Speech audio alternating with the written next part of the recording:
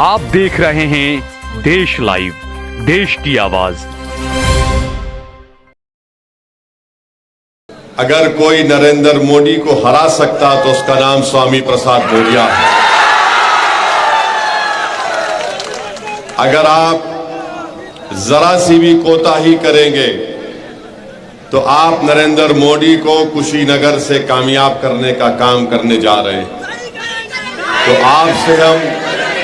आपसे हम हाथ जोड़कर अपील कर रहे हैं, आपसे हम हाथ जोड़कर अपील कर रहे हैं कि जरा सी भी गलती मत करिए। आप अपना वोट का इस्तेमाल मेरे बड़े भाई स्वामी प्रसाद मौर्य के हक में करिए। गन्ना किसान उनका निशान है। आप ये सोचिए कि भारत की पार्लियामेंट में मोदी के खिलाफ अगर एक असदुद्दीन ओवैसी और इम्तियाज जलील खड़े होकर बीजेपी और मोदी के 303 एमपीज के नाक में दम कर सकते हैं, तो अगर कुशीनगर की जनता, सुनिए, अगर या तो आप बोलेंगे हम बोलेंगे, फिर अगर कुशीनगर की जनता, पूरे समाज मिलकर मुत्तहिद हो जाए, चाहे पिछड़ा समाज हो, दलित समाज हो, मुस्लिम समाज हो, अगर आप मिलकर पहली तारीख को अपने एक वोट का इस्तेमाल स्वामी प्रसाद मौर्य साहब के हक में करेंगे, हम आपको यकीन दिला रहे हैं कि भारत की पार्लियामेंट में स्वामी प्रसाद मौर्य हमारे बाजू बैठेंगे और हम आपकी हक की लड़ाई लड़ेंगे। उसमें आप इस बात को जान लीजिए कि अगर कुशीनगर से आरएसएस को कोई हरा सकता है, हिंदुत्वा की आइडियोलॉजी को कोई हरा सकता है, तो ना समाजवादी का प्रत्याशी कर सकता है, ना कोई और कर सकता है। उसका नाम स्वामी प्रसाद मौर्य है।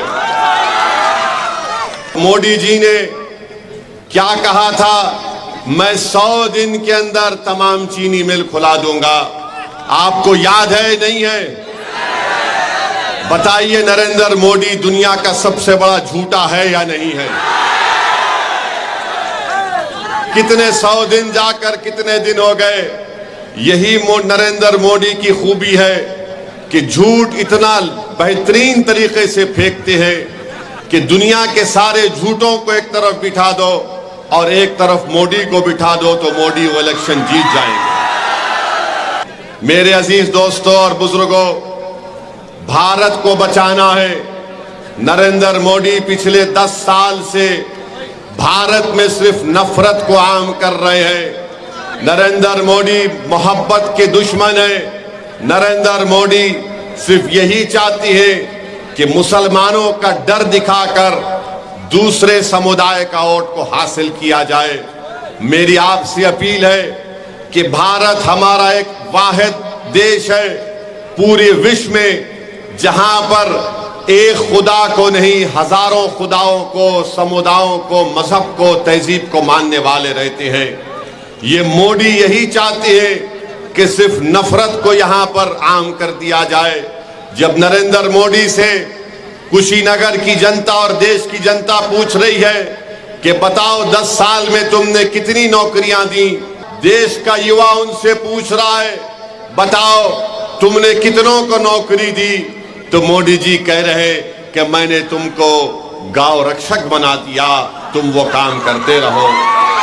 जब हमारी माँ और बहनें पूछ रही हैं, दलित समाज की माँ और बहनें पूछ रही हैं, पिछले समाज की हमारी माँ और बहनें पूछ रही हैं कि हमको घर कब मिलेगा, तो मोदी जी कह रहे कि देखो मैंने ओवैसी के घर के सामने बुलडोजर को खड़ा कर दिया। ये कब तक आप और हम इसको बर्दाश्त करते रहेंगे? मैं कुशीनगर के, उत्तर प्रदेश के और देश की जनता से अपील कर रहा हूं, खास तौर से नौजवानों को बता रहा हूं कि आज भारत में युवाओं की बेरोजगारी 45% हो चुकी है, 45% हो चुकी है। और भारत में 60% आबादी युवाओं की है। अगर आप में 45% बेरोजगारी होगी तो किस बुनियाद पर नरेंद्र मोदी आकर आपसे वोट की बात कर रहे हैं? तो मेरी आपसे गुजारिश है कि आपको भारत को बचाना है। और अगर कोई ये समझ रहा है कि स्वामी प्रसाद मौर्य से हटकर वो जो इंडिया अलायंस है हम उनको वोट देंगे, अरे कितने बार आप वोट देंगे उनको? 2014 में आपने अखिलेश को वोट दिया, क्या बीजेपी को हरा पाए? नहीं हरा पाए। 2017 में आपने वोट दिया, नहीं हरा पाए। 2019 में वोट दिया, नहीं हरा पाए। 2022 में आपने वोट दिया, नहीं हरा पाए। अब फिर आकर कह रहे हैं कि भैया के नाम पे जवानी कुर्बान कर दो, दरी बिछाओ। मैं आपसे कह रहा हूं कि अब दरी नहीं बिछाना, जवानी को कुर्बान नहीं करना। अब स्वामी प्रसाद यादव के लिए हमको, स्वामी प्रसाद हमारे मौर्य के लिए हमको मेहनत करना है।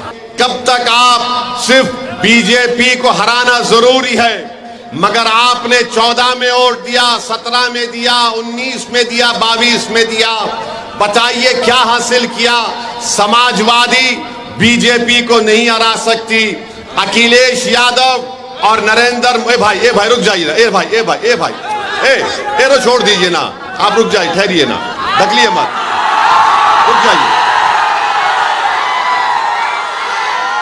रुक जाइए, कुछ नहीं होगा।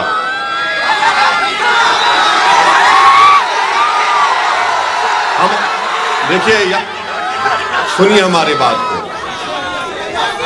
सुनिए, अगर आप बोलेंगे तो हम खामोश बैठ जाएंगे। हम आपको ये बताना चाह रहे हैं कि आपने कितने मर्तबा वोट दिया, तब भी अखिलेश यादव बीजेपी को नहीं हरा सकते। इस बार भी नहीं हरा सकते। हम बता रहे हैं आपको, आप स्वामी प्रसाद मौर्य साहब का साथ दीजिए। कुशीनगर से हमको मोदी को हराना है। स्वामी प्रसाद मौर्य साहब का मुकाबला अखिलेश यादव से नहीं है, नरेंद्र मोदी से उनका मुकाबला है। आप देखते हैं कि समाजवादी पार्टी ने अपने परिवार के 5 लोगों को इलेक्शन लड़ा रहे हैं। आजमगढ़ से लेकर फिरोजाबाद तक अखिलेश यादव के रिश्तेदार और खानदान के लोग, परिवार के लोग लड़ रहे हैं। आप बताइए फिर कौन सी सियासत अखिलेश यादव कर रहे हैं? मैं आपसे एक सवाल कर रहा हूं। कल अखिलेश यादव की सभा हुई थी कुशीनगर में, हुई थी ना? क्या उन्होंने अपनी जबान से मुसलमान कहा? लफ्ज मुसलमान कहा? जो अपनी जबान से मुसलमान नहीं कह सकता वो तुम्हारे वोट का हकदार नहीं हो सकता। अखिलेश यादव जरा ये तो बता दो कि तुम बीजेपी का डर दिखा रहे हो, मगर जब तुम मुख्यमंत्री थे 2013 में मुजफ्फरनगर में फसाद हुआ था। मुजफ्फरनगर में फसाद हुआ था, 50,000 मुसलमान घर से बेघर हो गए थे। कौन था मुख्यमंत्री? अखिलेश यादव थे। वहां पर कई महिलाओं की इज्जत लूटी गई। आज भी वो महिलाएं अपनी लड़ाई को कोर्ट में लड़ रहे हैं। अखिलेश यादव और नरेंद्र मोदी में कोई फर्क नहीं है, एक सिक्के के 2 रुख हैं। मैं आपको बताना चाह रहा हूं कि समाजवादी पार्टी ने इस लोकसभा के चुनाव में 62 लोगों को अपना उम्मीदवार बनाया। 62 में कितने मुसलमानों को टिकट दिया? अखिलेश यादव ने 4 को। अपने परिवार से 5 लोगों को टिकट देते हैं और आकर सामाजिक न्याय की बात करते हैं, आकर इत्तेहाद की बात करते हैं। बताइए मेरे अजीज दोस्तों और बुजुर्गों, किस बुनियाद पर आप समाजवादी पार्टी को वोट देंगे जो बीजेपी को हरा नहीं सकती? तो कुशीनगर की जनता से अपील करने आए हैं कि आप 1 तारीख के दिन अपना एक वोट का सही इस्तेमाल करिए और अपने वोट के जरिए नरेंद्र मोदी को कुशीनगर में हराइए और यहां से बीजेपी को हराने का काम करिए। CAA का कानून लाया गया, CAA का कानून नरेंद्र मोदी ने लेकर आया। पूरी पार्लियामेंट में हमने 303 बीजेपी के MP इसके सामने खड़े होकर कहा कि ये तुम्हारा बिल काला कानून है जो मजहब के नाम पर नाइंसाफी करता है। बाबा साहेब अम्बेडकर के बनाए हुए संविधान के खिलाफ तुमने कानून बनाया। हमने कहा मोदी मैं इस कानून के बिल को फाड़ता हूं और CAA के कानून को हमने फाड़ दिया। ट्रिपल तलाक का गलत कानून नरेंद्र मोदी ने बनाया। 3 मर्तबा मैंने पार्लियामेंट में उस कानून की मुखालिफत की, संविधान की दलाइल देकर उस कानून को मुस्लिम महिला के खिलाफ बताया। बताओ समाजवादी पार्टी का क्या कहना है? क्या समाजवादी पार्टी कभी बोलती है CAA कानून पर? क्या समाजवादी पार्टी बोलती है ट्रिपल तलाक पर? क्या समाजवादी पार्टी कभी अतीक के कत्ल की बात करती है? अब आप जानते हैं कि भारत के प्रधानमंत्री आजकल क्या क्या अनाप शनाप कह रहे हैं। आज मोदी जी कह रहे हैं कि मैं अपनी मां के पेट से पैदा नहीं हुआ, बायोलॉजिकल पैदा हुआ। हम पूछना चाहते हैं उत्तर प्रदेश के मुख्यमंत्री से, बाबा से, कि बाबा आप मोदी की बात से मुत्तफिक हैं कि ये बायोलॉजिकल नहीं पैदा हुए? आप बताइए मोदी जी क्या क्या बातें कर रहे हैं, क्या क्या कह रहे हैं? और कह रहे हैं कि ऊपर वाले ने उनको एक मकसद के तहत यहां पर भिजाया है। मोदी, तुमने भारत के युवाओं के मुकद्दर को बर्बाद कर दिया। भारत के युवाओं का बेरोजगारी का तनासुब परसेंटेज 45% है और मोदी जी कह रहे हैं कि मैं बायोलॉजिकल पैदा नहीं हुआ। आप अंदाजा लगाइए, मोदी जी कहते हैं कि भारत के 17 करोड़ मुसलमान घुसपैठी हैं। आप घुसपैठी हैं? कितने घुसपैठी नहीं? हाथ उठाओ। मोदी जी बोल रहे हैं कि घुसपैठी है और मोदी जी बोलते हैं कि मुस्लिम महिलाएं ज्यादा बच्चे पैदा कर रही हैं। मोदी जी आप भूल गए कि आपके पप्पा ने 6 बच्चों को पैदा किया था। अमित शाह की 6 बहनें हैं और RSS वाले जो जिंदगी में शादी नहीं करते या करते नहीं मालूम, उनकी जिंदगी जरा गड़बड़ रहती है। गोलवालकर के 11 भाई बहन थे और आज मोदी जी बोलते हैं कि बच्चे ज्यादा पैदा कर रहे हैं। मोदी जी कहते हैं कि जुमे के दिन झारखंड में छुट्टी दी जा रही है, संडे ईसाइयों का दिन है। अब क्या मुसलमान हिंदू और ईसाई से लड़ेंगे? मोदी जी, हमारी लड़ाई किसी से नहीं है, ना हिंदू भाइयों से है, ना ईसाइयों से है, ना किसी से है।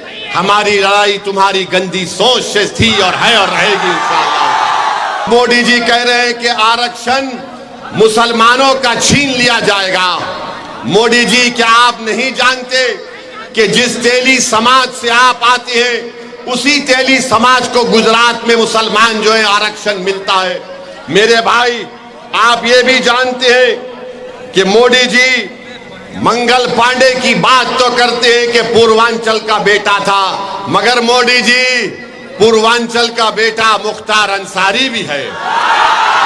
वो मुख्तार अंसारी जिसने अंग्रेजों के खिलाफ अपना सब कुछ कुर्बान कर दिया, मगर मोदी जी मुख्तार अंसारी के बारे में बात नहीं करना चाहते। मेरी अजीज दोस्तों और बुजुर्गों, आरक्षण लेने की बात भारत के प्रधानमंत्री करते हैं। हम उनको बताना चाहते हैं कि उत्तर प्रदेश में अंसारी भाई, आप उनको 1950 का प्रेसिडेंशियल ऑर्डर खत्म क्यों नहीं करते?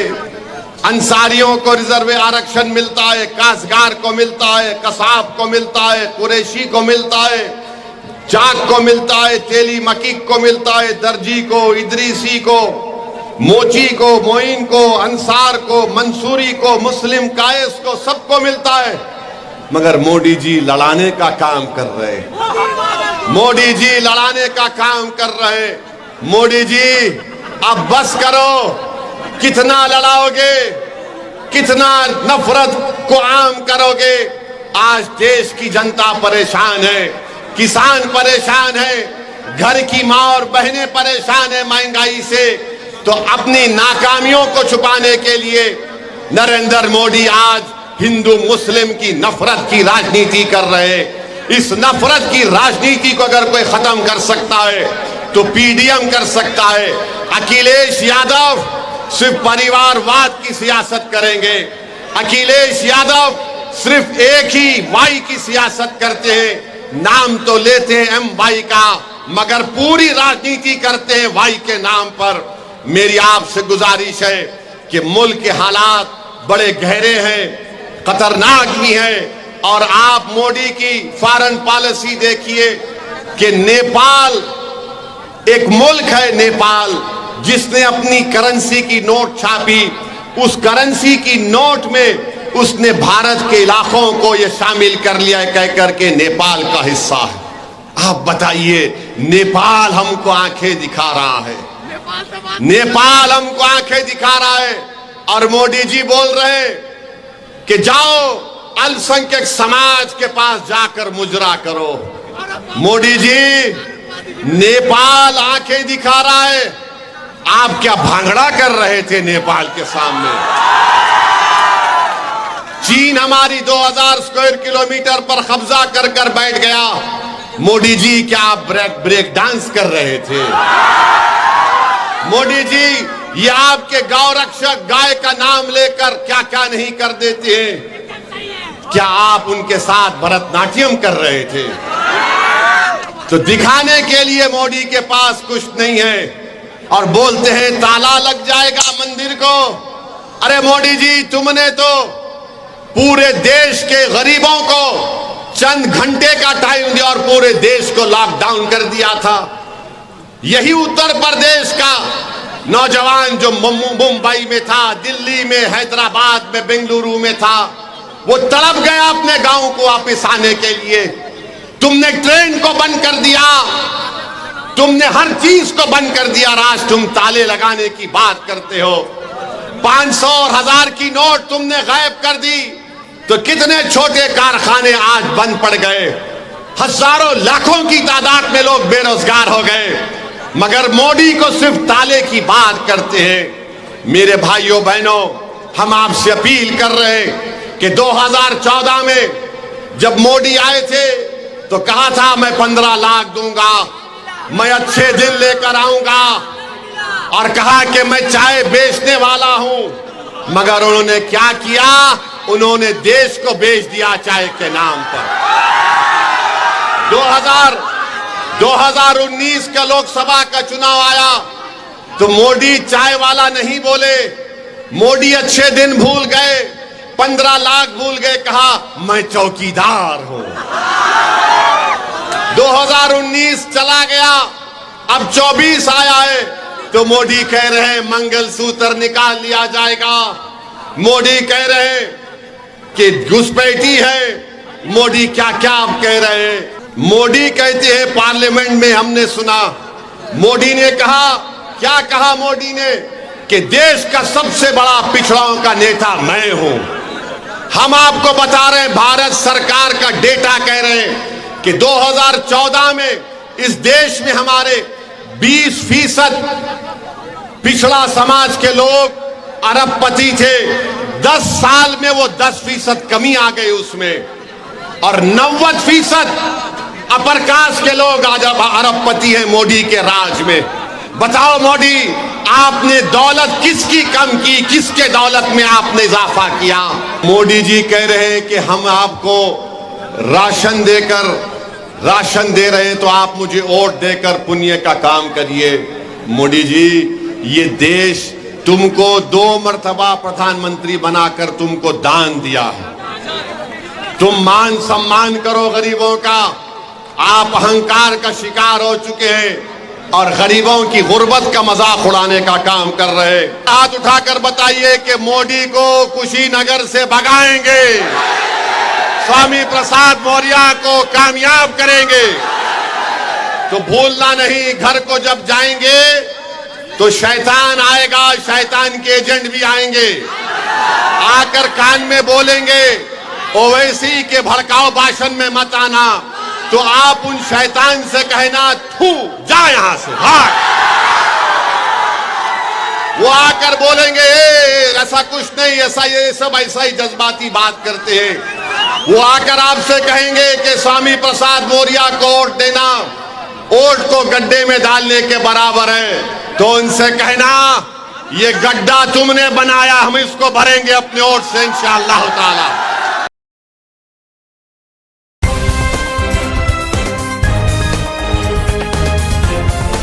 देश और दुनिया की तमाम छोटी और बड़ी खबरों के लिए हमारे चैनल को सब्सक्राइब करना न भूलें और बेल का बटन जरूर दबाएं।